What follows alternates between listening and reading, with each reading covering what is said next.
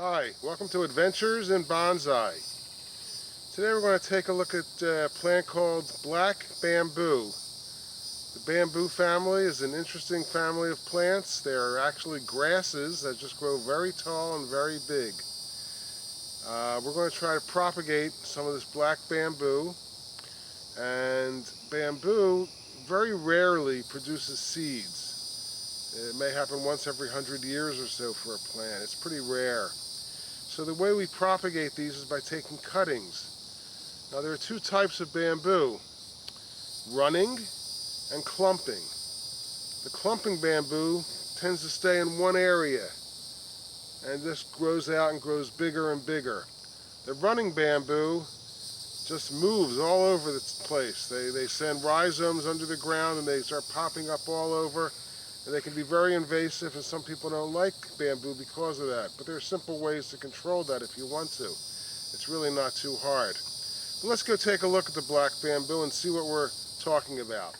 This is the new black bamboo plant I recently purchased. We got it from a nursery here in Naples.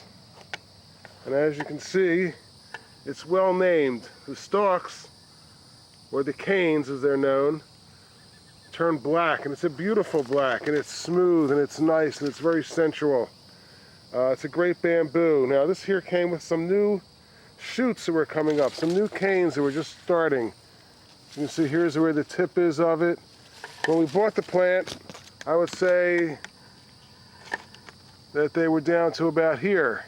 They grow really fast. Sometimes you can almost see them growing in front of your eyes. So what I did this morning was, in order to keep this looking good, I cut off a lot of the lower branches. It gives it a better appearance when you do that. Okay, so let's go take a look and see how we transplant these cuttings and make them so they might grow. The running bamboos grow a lot better than the clumping bamboos in terms of when you take cuttings, because they're used to growing faster.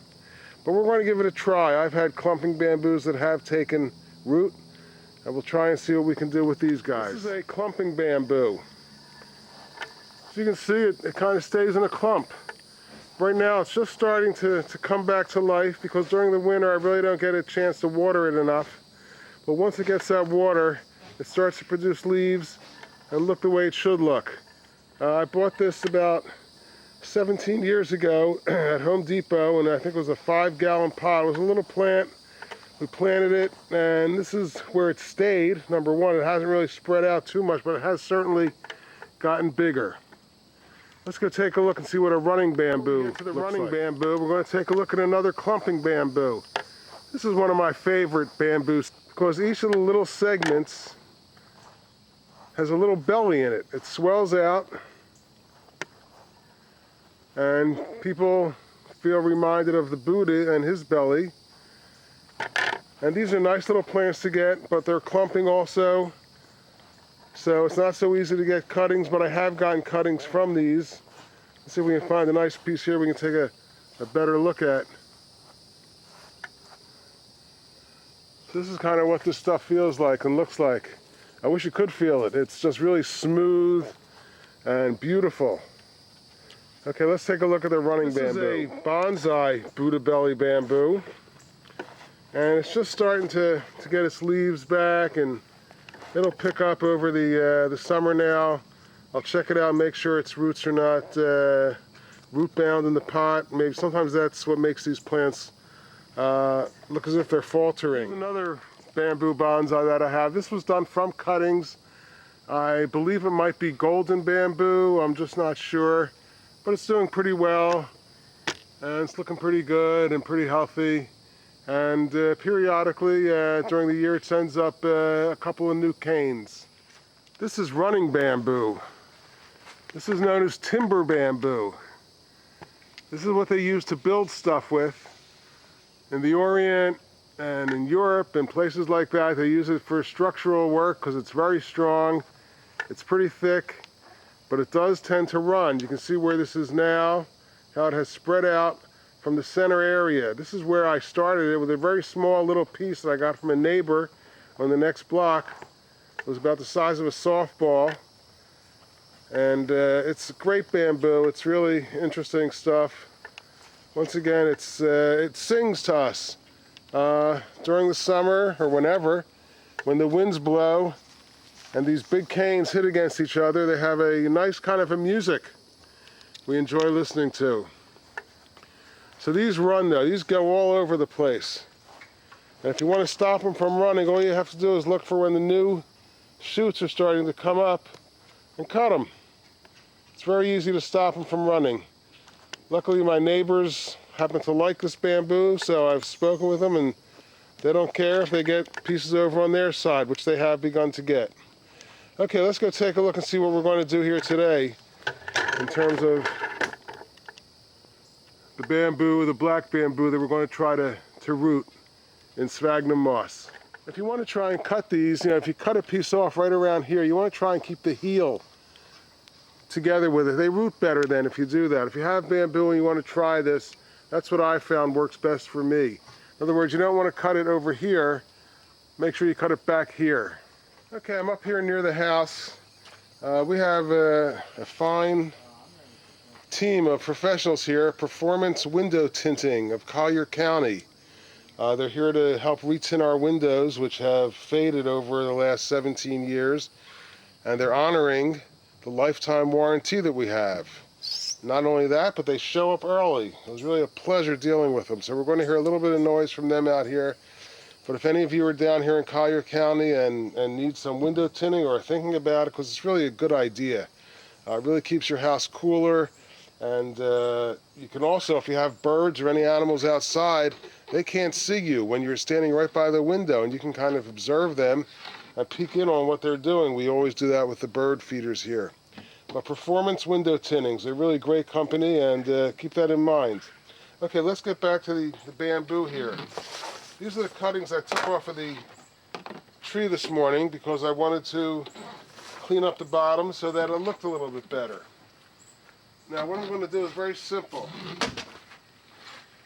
Once again, we're going to go here to the sphagnum moss area. I'm going to take some out of here. By the way, I have another coconut in here, which I'm going to do a video on. I have a small coconut that I got that I'm soaking, and we'll talk about that in its own video. But for right now, I'm going to grab some sphagnum moss and get the pots ready.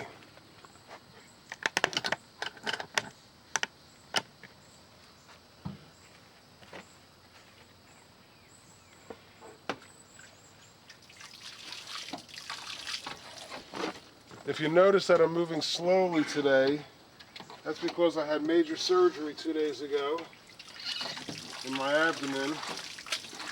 I'm not really allowed to do too much, so I'm just kind of taking it easy and taking it slow.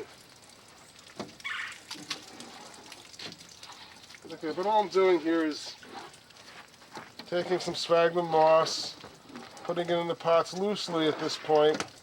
Now we're going to take a look and see what we have to plant. Okay, let me see what you can see here.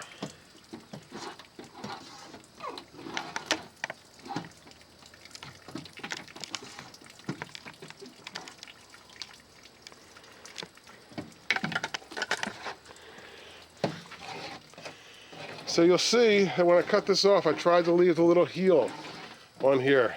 The piece itself is very long, and although it's very long, we don't want it very long.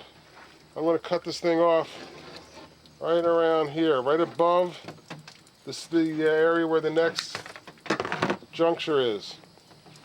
And we're going to just take this, find a spot for it, put it in there.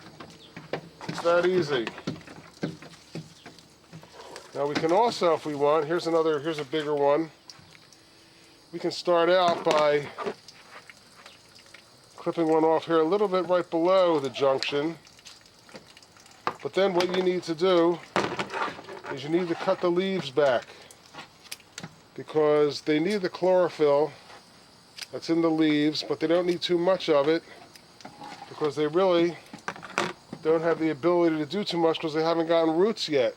So you'll stress the tree out if they have too much. I'm even going to cut this here piece off right here. And we'll put this one here in also.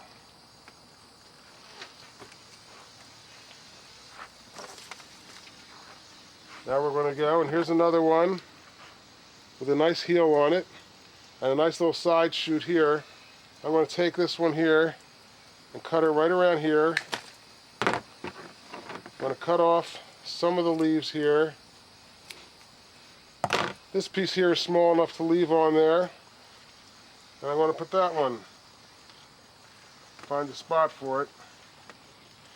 It's a good idea if you just have a chopstick to put a hole in and then put it in, and they'll do pretty well there. I've got plenty of space here to put these in, so let's see what else we can do. Here's one over here. I'm going to cut this below the heel. Well, not the heel, below the segment here.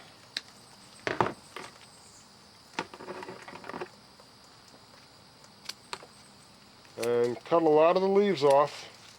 Like I said, they don't have the roots to support it yet. Okay, so I got 4 in this one, and that's enough, and I'll come back in a minute or two. Okay, so here I have the cuttings and the sphagnum moss. Now I want to just go and press it in a little bit harder, make sure it's got a nice density about it. The plants will grow better that way if they're not too loose.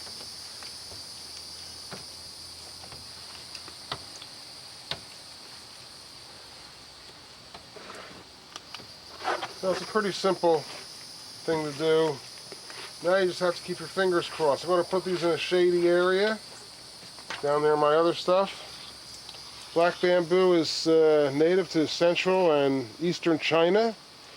In the United States it's not considered an invasive species, such as golden bamboo, which just tends to run all over the place, it seems, or clumps all over the place. But black bamboo is nice to look at, and it's a very interesting thing. A lot of people like it. And it grows to about 16 feet tall. And, you know, it's a nice plant. So have fun with your bamboo and have fun with your bonsai.